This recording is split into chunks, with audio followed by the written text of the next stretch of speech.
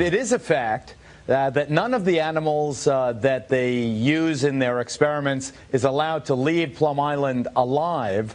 Why couldn't the Montauk monster be some critter that they were tinkering with that somehow went into the water and got swept by that outgoing tide? Montauk is south and east of Plum Island, not that far, maybe 10 miles as the crow flies, maybe less even. Why couldn't it be that?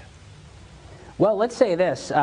This animal facility, since 1954, when it was actually inaugurated as a biological warfare facility by Nazi Germany's top germware officer, warfare officer that we secretly imported to the United States. The goal was germ warfare. Is that true? It really was a Nazi? A Nazi ran the place? An ex-Nazi? Yeah, his name was Eric Traub. We can find him in the depths of the National Archives and Record Administration, where I found him. And he ran his own bio-warfare island in the Baltic. We brought him here after World War II, and his idea was, let's build a germ warfare island so that we can wage war against farm animals, essentially, against the emerging Cold War against Soviet China, the Soviet Union and Communist China.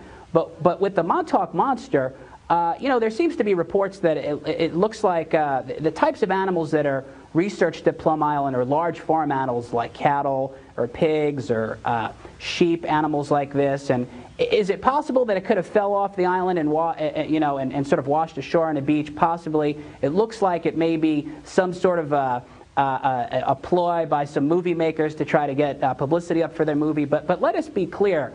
What we need to say that if this Montauk monster raises the profile of a place that is run and protected no better than a junior high school biology lab, then that's a good thing. And other things have fallen off the back, like, for example, samples of viruses and bacteria falling off the ferry and winding up on beaches before. So it wouldn't be the first time, although I'm not particularly convinced that this strange-looking animal is from Plum Island. Scratching their heads and grossing them out. The body of this creature washed ashore along the East River. So what exactly is it? Eyewitness News reporter Kimberly Richardson spoke with the woman who first spotted it and joins us live from Lower East Side. Kimberly?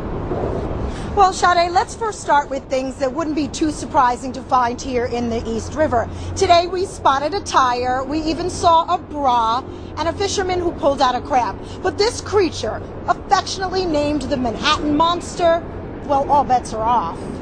Well, it's pretty hideous. Is it real? It's real. What is it? One part gross, one part fascinating. When you live in Chinatown, you definitely see a fair share of like horribly crushed rats and stuff, but nothing, I've never seen anything quite like this. Denise Ginsley showed me exactly where she spotted it. The mouth was, I mean, I saw those big teeth. Yeah, it has big teeth and then bone exposed where its top jaw should be is just bone, like its teeth are missing. Lying on its side here in the sand along the East River under the Brooklyn Bridge. We were like, is that someone's pet dog that fell in the river? And so we started looking more closely and we were like, that's not a dog. She eventually mustered up the courage to hop over the railing to get a closer look, well within 4 feet, and started taking pictures. Skin was sort of like, some areas were gray or blue or green, but some were red. Sort of had a raccoon face, was bloated, but Denise says didn't smell. Maybe a cat, but then I thought that the body and the legs were a little too much like a rat. Appropriately named the Manhattan Monster, following in the footsteps of the Montauk Monster from 2008, which officials agreed was a raccoon, was the reason Denise photographed this furless creature. Like when you take two different flowers and you mutate it, maybe, and you put them together, yes. That's kind of what it looks like. Well, the Parks Department did come and remove it and tells me it is the carcass of a cooked pig. Someone's barbecue pig that they like threw away. But if it's someone's barbecue, why didn't they eat any of it? You know, like who cooks a pig and then like throws it in the river?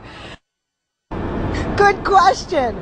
Denise was with her boyfriend at the time. He's the one that used a long stick, and turned the creature on its belly. Last check, Parks Department tells me, like its Long Island counterpart, they have gotten rid of the Manhattan Monster.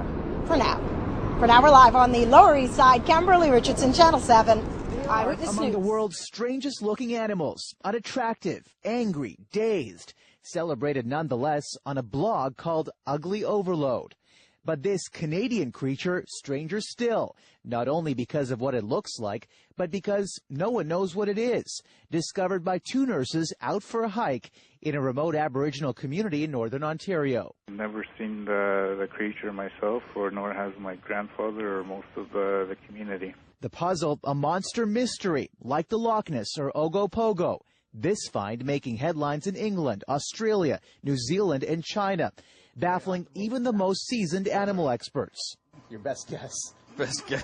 That's a good question. I honestly don't know. And stumping students at Ontario's Science Centre. Oh, it's like a messed up dog. Oh, there's like a dog, a pig, and a bunny rabbit.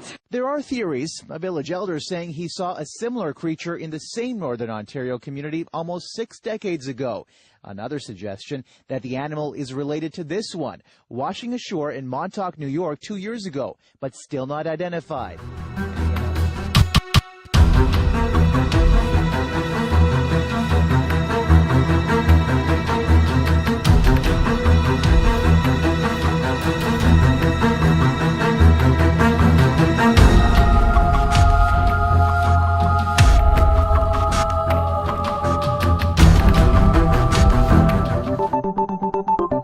I'm Carissa Lathan. Beachgoers on the Spanish coast are baffled after a mysterious 13-foot creature washed up on shore. The bizarre corpse was discovered in Villarrica, Spain. It's a rotting white carcass with what appear to be horns on its head. According to Digital Journal, a Spanish official told the media authorities had no idea what it was. But one thing was for sure, the decomposing body smelled really bad. Biologists will analyze some samples, but the rest of the carcass was buried due to possible health risks for beachgoers. Photos of the mysterious carcass were quickly passed around online, and theories about the creature are now a dime a dozen. So far, the Huffington Post reports most of them suggest it's a mutant fish, a type of shark, or an oarfish. And of course, several news anchors also took a stab at trying to identify the mysterious creature. Is it the Loch Ness Monster, a water dinosaur, or even some sort of sea dragon? It could be a chupacabra. It could be. You can't zoom it in? Yes. Try to zoom it in. What the fuck? Damn. Hey, fool, look. Hey. Zoom it in. Look at this shit, fool. That's some UFC shit, huh? UFC UFO. Shit. Like some what the fuck? Looks like a chainsaw. What the fuck is that? That's a spaceship, though. Let me see. No. Let me see before it leaves. What the fuck? You just watching it, motherfucker? Yo, you seen it? You can't zoom it in? Yeah, that's all it is, look. It's like this mirage. Oh, yeah. Oh, dude, what the fuck? That looks like a dude. Oh, shit! Fuck is like changing shape. Hey, but that shit look like a fucking spaceship, like over there, huh? Like the way it was shaped.